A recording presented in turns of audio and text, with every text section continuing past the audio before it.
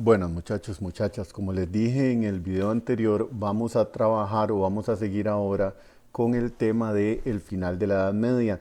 Hay que entender que el final de la Edad Media es un proceso muy extenso, no se puede poner una fecha exacta para el final de la Edad Media, aunque generalmente se toma la caída de Constantinopla en manos de los turcos como el punto que pone ya el final a la Edad Media, eso en el año 1453 después de Cristo. Como les he dicho, nunca, no le pongan atención a las fechas, no son importantes en este momento, nada más como referencia. Recuerden que cuando iniciamos a ver el tema de la Edad Media hablábamos de que es un periodo de 1000 años. Entonces, ese periodo de 1000 años empieza a decaer por varias situaciones particulares. Una de esas situaciones es que empiezan a surgir las ciudades, principalmente las ciudades comerciales. Después de que se crearon los grandes castillos y la gente vivía alrededor de los castillos para protegerse dentro de las ciudades por las invasiones bárbaras y todo aquello que vimos en las películas, ¿verdad? Ellos empiezan a darle auge a las ciudades comerciales. Cuando empiezan a darse las cruzadas, esos viajes constantes hacia Oriente, a pesar de que eran viajes militares, no estuvieron exentos de un contenido comercial bastante importante. Entonces muchas ciudades italianas alrededor del Mediterráneo empiezan a tomar muchísimo poder gracias al comercio. Venecia, Génova, Florencia, son tres de esas ciudades que poco a poco empiezan a aumentar su poder y poco a poco también los señores feudales que vivían en las ciudades antiguas alrededor de castillos, etcétera, etcétera, empiezan a perder poder.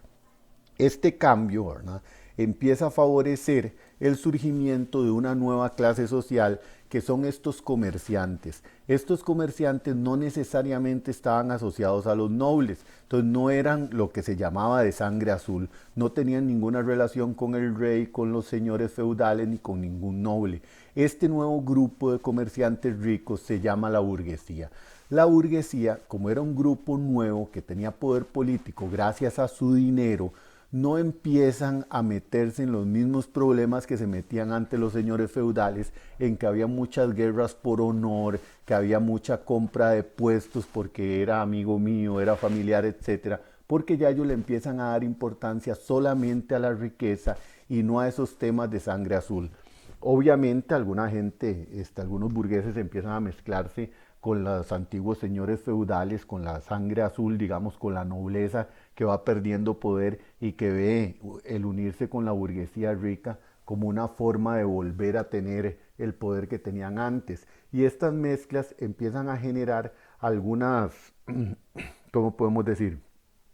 Empiezan a generar la unión de ciertas casas feudales que empiezan a mezclarse con los burgueses y empiezan a darle origen a los grupos nacionales que posteriormente van a ser los primeros países europeos. Muchos de estos burgueses, como tenían tanto dinero, empiezan a financiar estudios superiores para sus hijos. Antes el estudiar estaba solamente destinado para la nobleza. Al empezar a estudiar burgueses, ellos empiezan a buscar la forma de tener acceso a esta educación.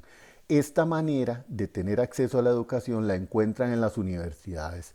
Las universidades eran grandes centros de conocimiento, algunas surgieron alrededor de aquellas abadías donde traducían libros de texto que hablábamos la vez pasada, ¿verdad? Que eran los escritorios, la gente traduciendo los libros a mano, que era súper complicado eso. Y poco a poco se empiezan a crear estos centros universitarios para que puedan acceder al estudio, ya no solo los nobles, sino también los hijos de los burgueses. Entre los años 1200 y 1400 se crean 52 universidades en Europa con un sistema similar, ¿verdad?, al que Carlomagno había creado para su imperio. Algunas de estas universidades todavía siguen funcionando hoy en día. Estas universidades empiezan a estudiar cuestiones como poesía, teatro, novela, historia, política, geometría, astronomía, filosofía, y poco a poco, aunque muy lentamente, empiezan a sacar los criterios religiosos del conocimiento científico. Bolonia, Oxford, Cambridge son algunas de esas universidades que todavía hoy en día funcionan y son universidades de alto nivel.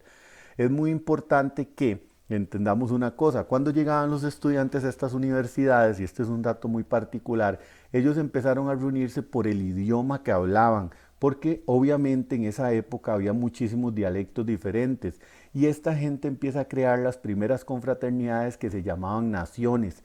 y esto poco a poco va a crear el primer sentido, digamos, de pertenencia nacional en algunos lugares de Europa, como en Francia, Alemania, Italia, etcétera, que después van a dar origen a los países europeos.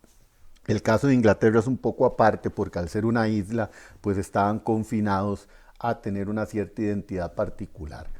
La expansión del comercio, como les decía, después de las cruzadas, llega incluso hasta China. Se empiezan a hacer viajes como el viaje de Marco Polo hasta China, que cruza todo Europa, bueno, Eurasia, Europa y Asia, para poder comerciar especias, sedas, animales y otros productos. Sin embargo, este comercio siempre tenía que pasar por Constantinopla, por el mundo oriental, y no era tan fluido como iba a ser posteriormente. ¿Cuál era el problema de este comercio? Que mucha gente abandonaba las actividades agrícolas y poco a poco había alguna dependencia de los productos exportados de otras regiones, lo que provocaba hambrunas muy frecuentemente.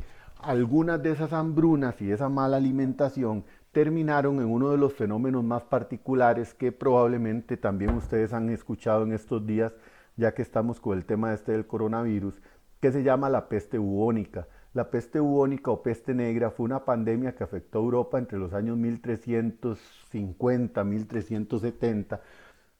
Al final, la Edad Media va finalizando, como les dije, en el año 1453 con la caída de Constantinopla, que es el año oficial, aunque fue un proceso de muchísimos años, y principalmente por estas razones que vemos aquí resumidas. El auge de las ciudades frente a los antiguos terrenos feudales, el surgimiento de la burguesía como una nueva clase social, el auge del comercio que estimula el intercambio de conocimientos y la consolidación de nuevas regiones europeas.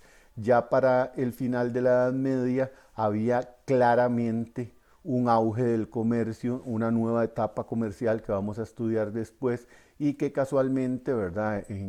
Cuando cae Constantinopla por los turcos otomanos, ese mismo año Gutenberg inventa, entre comillas, la imprenta, porque en realidad la imprenta había surgido en Asia, lo que también le da un impulso definitivo al auge intelectual en Europa, porque ya no tenían que pasar los libros a mano. Quedémonos con esas dos ideas, que al caer Constantinopla se cierra el comercio con Asia y que al crearse la imprenta se empiezan, valga la redundancia, a imprimir los libros a mayor velocidad al no tener que hacerlo a mano, porque esto nos va a ayudar mucho a entender el siguiente tema, que es el Renacimiento. Por favor, sigan guardando la cuarentena en la medida de lo posible, lávense las manos y sigámonos protegiendo todos. Buenas noches.